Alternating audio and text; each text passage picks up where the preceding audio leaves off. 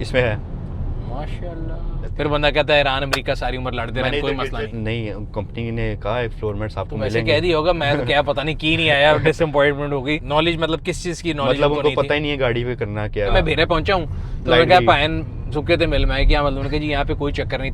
गरीब ने रोजे रखे दिन लंबे हो गए। हाँ जी। अस्सलाम वालेकुम पाक व्हीलर्स, मेरा नाम है सुनील मंज और यूजर रिव्यू सीरीज के एक और एपिसोड के खिदमत में हाजिर हूँ। नौजवान जो मेरे साथ बैठा है इसको मैं पहले भी मिला था, मैंने सवाल पूछा था, उन्होंने कहा जी हमने पहले सुजुकी डी-मैक्स जो फेसलिफ्ट आया था मेरा ख्याल है उसका रिव्यू किया था। तो ज़हरमिया कैसे हैं आप? ठीक ठाक अल्हम्दुलिल्लाह। यार आज जो आपने गाड़ी ली है इसका जरा मेक मॉडल वेरिएंट बता दें। This is 2026 GAC ion V। Ion V मुझे अच्छी तरह याद है, ये पिछले दिनों जो है ना GAC की 3-4 गाड़ियाँ इकट्ठी मैं कराची जाके वीडियो बना के आया था, उनमें से ये एक गाड़ी शामिल है।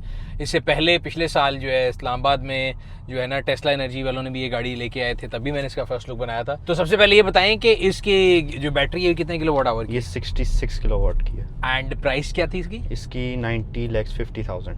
अच्छा 89 इस तरह कोई प्राइस है, बाकी सारा कुछ डाल के 90,50,000। तो तकरीबन वही प्राइस आ गई जो BYD Atto 3 की है और इसकी है जी। सो आपने Atto 3 के ऊपर इस गाड़ी को क्यों? मेरे पास पहले Atto 3 थी। अच्छा, वो तकरीबन 30,000 चला ली। ओए होए होए होए होए होए होए। अच्छा तो आप उन्होंने कहा कि चेंज करनी तो इसलिए ले लेते हैं। चलिए फिर तो बड़ा अच्छा कंपैरिजन हो जाएगा। उसकी बैटरी 51 है? 54 और वो क्लेम्ड रेंज देते हैं 400 किलोमीटर। NEDC एक्चुअल कितनी आती है? एक्चुअल उसने मुझे लॉन्ग पे जो दी थी वो 250-260 के अराउंड दी थी। बड़ी दे दी थी, मुझे तो 250 नहीं दी, मुझे तो 210 देती लॉन्ग। मुझे इतनी दी थी। क्या 100 पे चलाई थी? नहीं 110-115 पे। अच्छा अभी है आपके पास? भेज दी 30,000 चलाई। कितने की बिकी? वो बिकी 84। नहीं फिर तो बड़े अच्छे पैसे बिकी। और उसको बेच के ये ली कि दोनों एक टाइम बेच के ये ली? सही है। सो उसको और इसको अगर कंपेयर करें, मुझे बाहर से एक्सटीरियर में ये उससे जरा प्रीमियम और बड़ी लगती है। ये गाड़ी साइज में इसका व्हील बेस बहुत बड़ा है। इसका व्हील बेस इवन के स्पोर्टेज लॉन्ग व्हील बेस जो आती है उससे भी बड़ा है। तो ये उससे बड़ी है? उससे बड़ी है। एंड अगर इंटीरियर की भी लुक वाइज बात की जाए, it looks more premium than Atto 3, right? जी ये मुझे बहुत पसंद है इसका इंटीरियर। इसमें जो ये पियानो ब्लैक की ये जो है ना ब्लैक क्रोम जो यूज किया गया है बड़ा खूबसूरत है। एम्बिएंट लाइट है, एम्बिएंट लाइट्स बहुत प्यारी हैं। और ये लेदर भी सॉफ्ट यूज हुआ है। ओवरऑल गाड़ी के मटेरियल्स अगर देखा जाए तो जरा प्रीमियम, प्लस इसकी जो ग्लास रूफ है उससे काफी बड़ी है। उससे काफी बड़ी है। उसकी रूफ में जो है दिन के टाइम जब धूप होती तो माशाल्लाह पता लगता था, इसमें भी पता लगता है। इसमें वो यूवी प्रोटेक्शन लगी हुई है। उसमें भी होगी? उसमें भी होगी पर इसमें इतना फील नहीं होता। अच्छा और इसकी जो माइलेज क्लेम है वो कंपनी क्या कह रही है? कंपनी क्लेम करती है 500। NEDC? NEDC उसका कोई स्टैंडर्ड नहीं है। NEDC मैंने रिसर्च की थी, वो आती थी 470। कंपनी का जो क्लेम है जो 500 उसके आगे क्या लिखा है? उसके आगे कुछ भी नहीं लिखा हुआ, बस 500 किलोमीटर लिखा हुआ है। There has to be standard या NEDC या WLTP जो लोग भी देख रहे हैं मैं आपको बता दूं डिफरेंट स्टैंडर्ड होते हैं। NEDC थोड़ा लीनिएंट है, उससे नीचे फिर आता है आपके पास EPA जो है ना, that is more close to reality. So अगर आप गूगल पे लगाएं, आप कह रहे हैं 500, अभी देख लेते हैं 500 के बजाय अभी आपको बताता हूँ आपको कुल मिलेगा क्या। 500 NEDC का मतलब होता है सर EPA 364, ये 370 किलोमीटर चलती होगी। इसने मुझे, मैं अभी आया हूँ गुजरांवाला से, तो 130 किलोमीटर का सफ़र था। 430 की रेंज थी जब मैंने चार्ज की थी गाड़ी। 301 किलोमीटर है। मैंने इसको रियल लाइफ में टेस्ट किया है तो शहर में जो है ना विद AC इसने मुझे 400 तक दी है, 400 से ऊपर भी दी है। और ये एक्चुअल ट्रिप के साथ मैंने चेक किया है। और अभी भी लॉन्ग पे जब लेके आता हूँ तो इसने मुझे 380, 390, 400 दी है। फर्क पता है क्या होता है? देखिए अगर आप शहर में यूज कर रहे हैं ना गाड़ी, तो गाड़ी की जो यूजेज है ना ये देखें 19.22 ये है। जब उसको आप हाईवे पे लेके जाएंगे 30 प्लस हो जाएगी क्योंकि कंजम्पशन बहुत ज्यादा होती है। अगेन मैं हमेशा बात बताता हूँ लोगों को कि these cars are made for urban transport. इनको लॉन्ग पे चलाने का इतना खास मजा नहीं आएगा, ना ही कोई फायदा होगा। ऐसे ही है। और इसके साथ जो चार्जर दिया गाड़ी के साथ वो 3 है, 7 है, कितने किलोवाट? 7 kV भी है, 3 kV भी है। 7 भी है। 66-7 का मतलब है 9 घंटे में चार्ज होती है इससे। हाँ जी तकरीबन 8 आवर्स।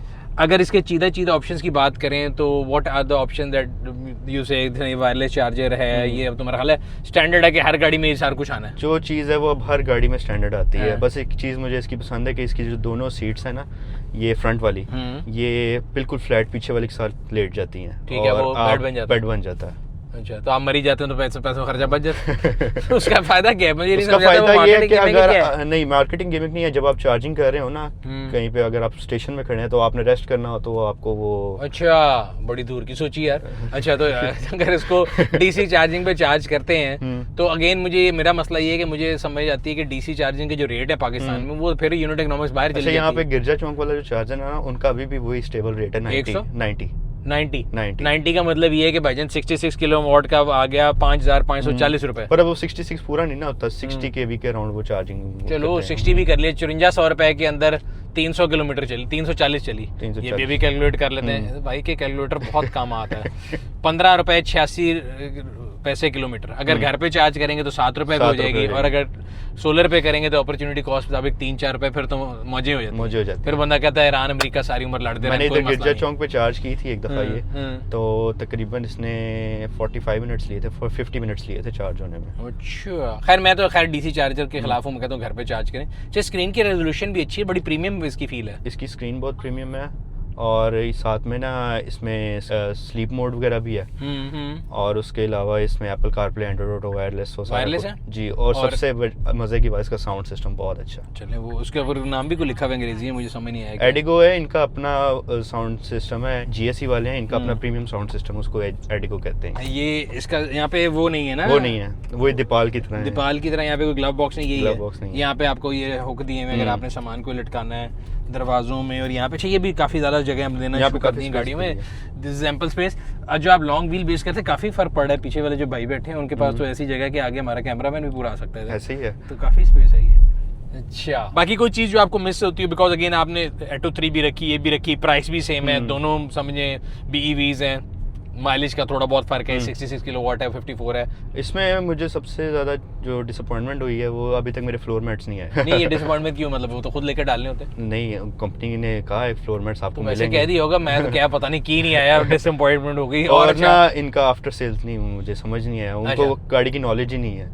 अच्छा, मैं इधर गया था, ये DHA में इनका है GSE का ना, ठीक है, वो बेदिया रोड है, ठीक है। नॉलेज मतलब किस चीज की नॉलेज? मतलब उनको पता ही नहीं है गाड़ी पे करना क्या है। वो सर्विस के लिए गया हूँ मैं, फर्स्ट चेकअप के लिए 1000 किलोमीटर वाला था, ठीक है, तो उनको समझ ही नहीं आ रही। वो पहले कह रहे हैं वारंटी बुक दो, फिर उन्होंने कहा वारंटी इसकी ऑनलाइन होती है, फिर पता नहीं, उनको समझ ही कुछ नहीं आ रही। सही है।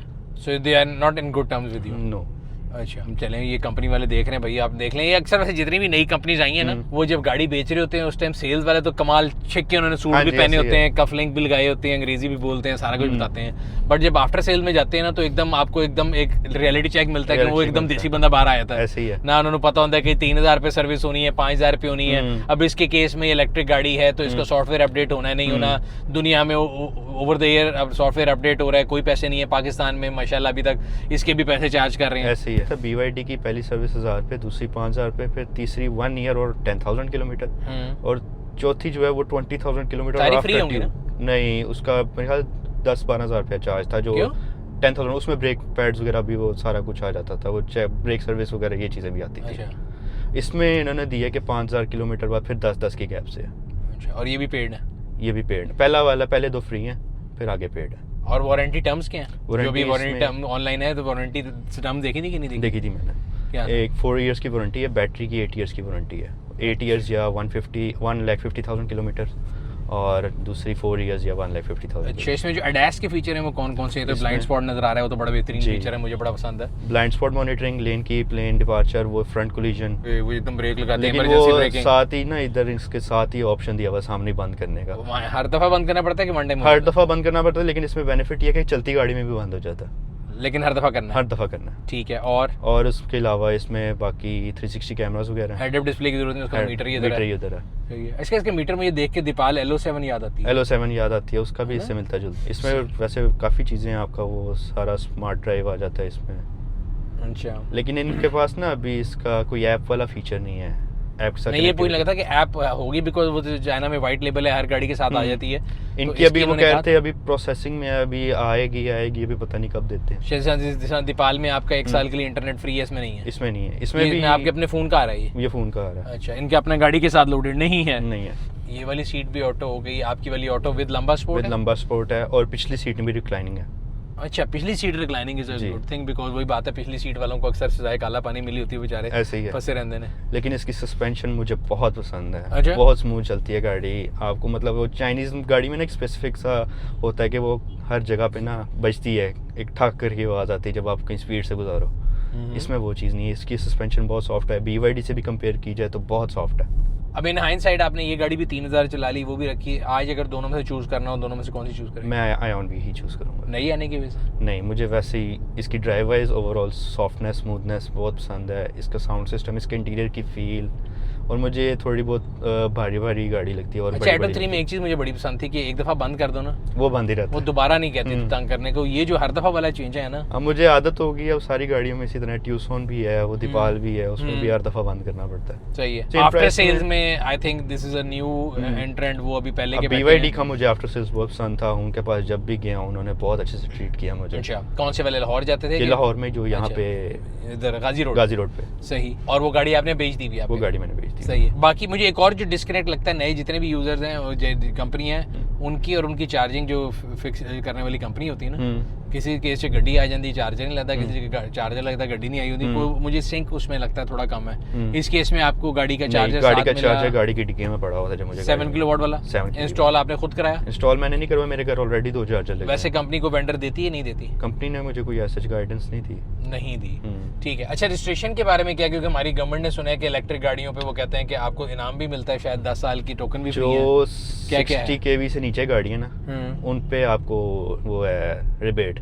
जो गरीब बने रोजे रखे दिन लंबे हो गए। हाँ जी। आपकी बारी, उन्होंने कहा कि एटो 3 में लेकिन रिबेट था, इसमें कोई नहीं है। इस्लामाबाद पे अगर रजिस्टर करवाऊँ ना, हाँ। तो ये सस्ती पड़ती है। तो आप कराची से करा लें, सिंध वालों के लिए पॉलिसी सबसे अच्छी है इलेक्ट्रिक गाड़ी। अच्छा, मैंने लेकिन इस्लामाबाद से कराई, मुझे अराउंड 80,000 77 वहाँ पे आप कराते हैं, आपको 20,000 रुपये में पड़ती है। जो मैंने दीपाल करवाई थी वो मुझे 38,000 की पड़ी थी। कहाँ पे? ये पंजाब में। वहाँ पे कराते 15,000।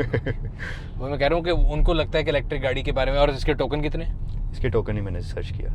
नहीं किया तो मतलब कोई आपने पहले भी इलेक्ट्रिक रखी है? मेरा सवाल ये है कि इलेक्ट्रिक पे टोकन होता है कि नहीं होता? इलेक्ट्रिक का टोकन होता है, अगर गाड़ी की किलोवाट पर डिपेंड करता है अच्छा। कितने। वो BYD अंडर 60 फॉल करती थी, ठीक है। उस पे वो नहीं था टोकन। टेस्ला थी उससे पहले मेरे पास, मॉडल 3। उस पे आपका नाम तो मुझे शीदों में लिखना चाहिए। जा, आपका नाम तो मुझे कहीं और लिखना चाहिए जाके कि कोई कमाल आदमी है कि हर नई गाड़ी से पंगा ले रहे हैं। इंश्योरेंस करा ली कि गाड़ी के महंगे पार्ट्स खुद अपनी जेब से नहीं, अभी मैंने इंश्योरेंस नहीं कराई। मैंने अभी इससे पहले दीपाल की करवाई थी, पार्क व्हील्स के थ्रू ही करवाई थी। अच्छा। और ये भी गाड़ी पार्क व्हील से ही ली है मैंने। अच्छा, कंपनी से बुक नहीं थी करवाई। सही है। ये गाड़ी कराची में खड़ी थी, एक ही गाड़ी की ऐड लगी हुई थी पार्क व्हील से। अच्छा अच्छा, सही। मेरा सो ऐसे ही यू आर है। अर्ली अडैप्टर एंड आफ्टर ये चले एक ये सवाल बोलते हैं कि what do you think about electric cars? Electric cars urban के लिए बहुत अच्छी हैं, लेकिन अब आहिस्ता आहिस्ता जिस तरह मैं देख रहा हूँ कि चार्जेस लग रहे हैं आपको हर जगह पे, लेकिन अभी भी इशू वही है, लोड शेडिंग। जिधर चल जाओ उधर यही हिसाब है कि लोड शेडिंग हो रही है। मैं तो गुलबर्ग में रहता हूँ और बादल नखास्ता हफ्ते में 4 दिन 8 घंटे की लोड शेडिंग ऐसे ही है मेंटेनेंस के नाम पे। आज सुबह भी जब मैं उठा तो मैसेज आया था कि 8 से लेके दोपहर 3 बजे तक लाइट नहीं आएगी, ये अनाउंस था। और उसके बाद फजर से लेके 8 बजे तक वैसे नहीं आएगी। मैं एक दफा तो मैं तो गाड़ी नहीं चार्ज कर सकता। अब मैं दीपाल एक दफा नथिया ले गया, उसमें ना चढ़ाई ज़्यादा थी और मैंने चार्ज नहीं थी की, तो उसने ना बैटरी ड्रेन कर ली अपनी। ठीक है। तो बैटरी ड्रेन की, उधर मुझे एलिट्स होटल है नथिया में, वहाँ पे उधर चार्जर लगा हुआ है। हाँ। अब मैंने चार्जिंग पे तो लगा दी, लेकिन वो हर तकरीबन आधे घंटे बाद लाइट जा रही है, लाइट आ रही है, उसको चार्ज करते करते 2 घंटे लग गए थे। तो आप डाउनहिल वैसे ही चार्ज होनी थी? लेकिन वो ना गाड़ी की पावर बिल्कुल ही खत्म हो गई थी। अच्छा। बिल्कुल डेड हो गई थी बैटरी। अच्छा। इसके अंदर जब आप इसको चला रहे हैं तो आप इसको बिल्कुल एंड तक लेके जाते हैं? 2080 रूल फॉलो कर रहे हैं, क्या कर रहे हैं? मैं इस पे, क्योंकि अब जो नई इनकी टेक्नोलॉजी आ रही है, जिस तरह इसकी ब्लेड बैटरीज, BYD की ब्लेड बैटरीज हैं, इसका वो पता नहीं क्या कहते हैं, हर मैग्नो बैटरी नाम रखा है, मैगजीन है, मैगजीन बैटरी मुझे है। एकदम मैंने वो हाँ। साले से याद रखा है मैगजीन। इसकी मैगजीन बैटरी होती है, उनकी ब्लेड होती है, ब्लेड होती एक है। पहला लेकिन ब्लेड इन पे अब वो कहते हैं कि वो इतना नहीं डिपेंड करता कि आप 100% करो या 80% करो। जी जी जी। तो टेस्ला पे था कि उस पे 80 पे लॉक होता था, अगर आपने कहीं जाना है तो वो रेकमेंड करते थे। इस पे कोई लॉक नहीं है, इस पे 100 ही चार्ज होती है एक ही दफ़ा।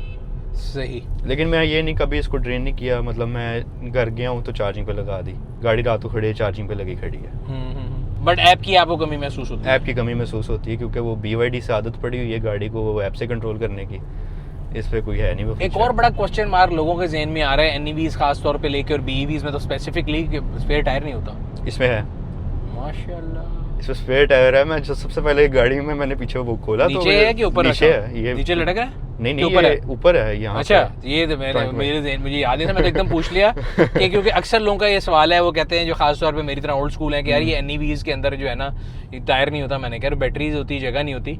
तो इसका मतलब है कि मैगजीन का फायदा ये है कि मैगजीन के ऊपर जगह है। तो which is very good. Space saving है कि नॉर्मल साइज है? स्पेस सेविंग है। स्पेस सेविंग है। सही। एंड आप इसका आप बता रहे हैं कि आप इसको हाईवे पे भी कम्यूट करते रहते हैं Commute काफी, करता रहता हूँ। तो हाईवे पे अगर भी वैसे कम्यूट करना हो तो डू यू थिंक कि पाकिस्तान में जो नेटवर्क है वो इतना है कि आप कर सकते हैं? अगर आपने नथिया भी गए हैं, ये भी सारा गए हैं। हाँ, नथिया वाली साइड पे तो आपको तकरीबन वहाँ पे मरी में भी चार्जर एक्सप्रेस वे पे भी लगा हुआ है, उधर आपके पूरे इस्लामाबाद मोटरवे पे 3 स्टॉप्स हैं, उन पे चार्जर्स लगे हुए हैं। ठीक है। तो आई डोंट थिंक ये इशू होगा कि अगर गाड़ी 200 किलोमीटर भी चलती है तो 200 किलोमीटर के गैप से आपको चार्जिंग का स्टेशन मिल जाता है। चार्जिंग स्टेशन होते हैं बट मुझे उनकी रिलायबिलिटी का इशू है। मेरे साथ कई दफा हाँ। हुआ कि मैं भेरे पहुंचा हूँ तो मैं क्या पायन सुखे थे मिल में क्या मतलब कि जी यहाँ पे कोई चक्कर नहीं, तीनों चार्जर खराब हैं, ऑपोजिट साइड पे जाएं। Opposite अब वो side पे। गाड़ी को वो ब्रिज के ऊपर से गुजारना नहीं, वो ऑपोजिट जो आपको पेंडा पड़ता है वो 70 किलोमीटर का है, तब तक ऐसे गाड़ी ही नहीं है, जा सकती। ऐसे ही है। अच्छा, एयरबैग्स कितने हैं? इसके बारे में मैंने यहाँ मुझे नजर आया है, ये भी है, ये भी है, तो I think there are 6 airbags in this car. Seats में भी हैं, हाँ, सीट्स में भी हैं। Seats सीट में- सीटेड वेंटिलेटेड नहीं है बट हीटेड वेंटिलेटेड है। कहाँ? ओ यार, मैं उधर ढूंढता ये रहा देखें हीटिंग वेंटिलेटेड। यार, कमाल हो गया। ये मैं उधर ढूंढता रहा अच्छा, हूँ। ये BYD में सिर्फ वेंटिलेटेड सीट्स थी, इसमें हीटेड इसमें वेंटिलेटेड वेंटिलेटेड दोनों हैं, और एटो 2 में उन्होंने हीटेड दे दी है, एटो 3 में हीटेड नहीं है। मुझे समहाउ ऑटो 2 ज़्यादा बेहतर लगती है ऑटो 3 से, मुझे भी पर्सनली वो पसंद है और उसकी प्राइस भी मुझे लगता है वैल्यू टू मनी ज़्यादा है। जी। इसमें भी जो इनकी आयोन UT है वो भी अराउंड 66 या 65 लाख की है, उसकी भी क्लेम करते हैं रेंज 420 किलोमीटर्स के अराउंड। बट वो हार्ड टॉप है और उसमें ज़रा ऑप्शंस कम थी। Options ये कम तो थी। This is the fully loaded car, yes. इस अंदर बैठ के आपको अच्छी प्रीमियम फील आ रही है। इनकी वो जो हाइपटेक में आती हैं, वो जो गल्विंग वगैरह, वो हाँ। मुझे बहुत पसंद है, उसकी इंटीरियर की फील ही अपनी है। है वो, मतलब वो तो जितना गुड़ डालेंगे उतना मीठा होता उतना मीठा जाएगा, होता जाएगा। वो तो और बेहतरीन है। चलें, बड़ी मेहरबानी sir, thank you very much for sharing your experience with us. तो ये था आज का यूजर रिव्यू, उम्मीद करते हैं आपको पसंद आया होगा। अगर अभी तक आप लोगों ने हमारे यूट्यूब चैनल को सब्सक्राइब नहीं किया हुआ तो कर लें, बेल आइकॉन पे क्लिक कर लें ताकि आपको आने वाली तमाम वीडियोस के बारे में नोटिफिकेशन मिलता रहे। आपसे अगली वीडियो में मुलाकात होगी। अल्लाह हाफिज़। Only on Parkville.